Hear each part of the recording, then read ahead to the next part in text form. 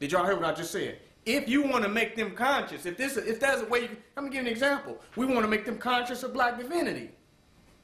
Well, ask yourself, are you conscious of black divinity every moment of the day? Are you? So the question is not how do we make other people conscious of black divinity? How do we experience consciousness of black divinity through our interaction with others? Did y'all see how I flipped the question? We want to go out and make other people conscious, right? But the real question is how can we experience consciousness through our interaction with them? Totally different. One, you're trying to achieve something. The other, you are the manifestation of what you're trying to achieve. You're going to engage in creating it within your own mind through the experience. Two different things.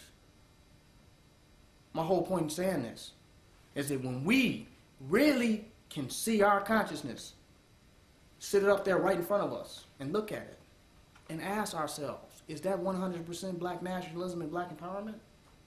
Because everybody's looking at that television screen. That is your consciousness. We think people are not aware of our thoughts. That they only get what we're talking to them about. Bullshit. Let the white man tell you that. We think that they only understand the words that we are saying. Not true. Because you couldn't be sitting there slumped over and somebody asks, are you depressed? You ain't said nothing. But your being communicated more, right? Than words. So that means we are always in constant communication with others.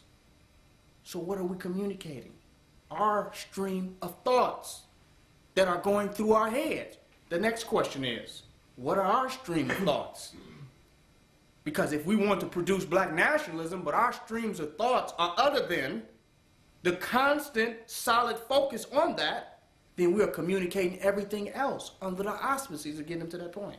That's deep. That takes some deep reflection. That takes some deep reflection. And if we're too much in worry in our own minds about them, those, and they, and what they're doing, then our own mind is wavering. Because when they show up, what do they experience? Us in a state of worrying about them, those, and they. They don't experience pure black nationalism, pure black consciousness. Solid, structured knowingness. They don't experience that. They experience us worrying and in doubt. So that means wherever we want to get them to, we must be wholeheartedly there. But I want to tell you something. The process of getting wholeheartedly there is getting them there. Did y'all hear the point I'm making? When you engage upon the process of fully getting there yourself, you are communicating it to them. Somebody sent me a comment on my videos the other day. They said, whatever y'all say about this brother, he consistently put these videos up every week. He's consistent. You can count on it. These videos have been coming up. And I said, you know, I may have thought that to putting my DVDs out, and this is how the ego operates, that I'm putting these DVDs out, I'm teaching something to people.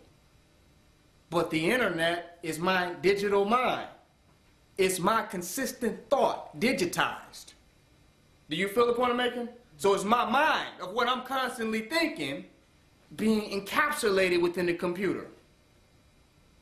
So all I'm doing now on YouTube is my mind is being projected out through the internet to all of these people. What I'm constantly thinking. Did y'all hear what I'm just saying?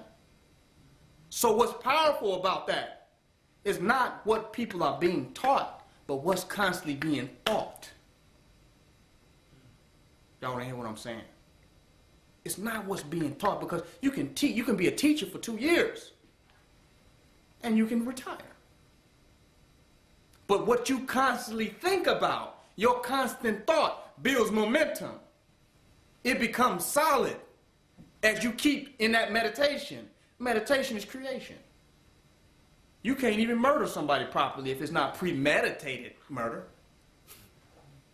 This is how important meditation is. So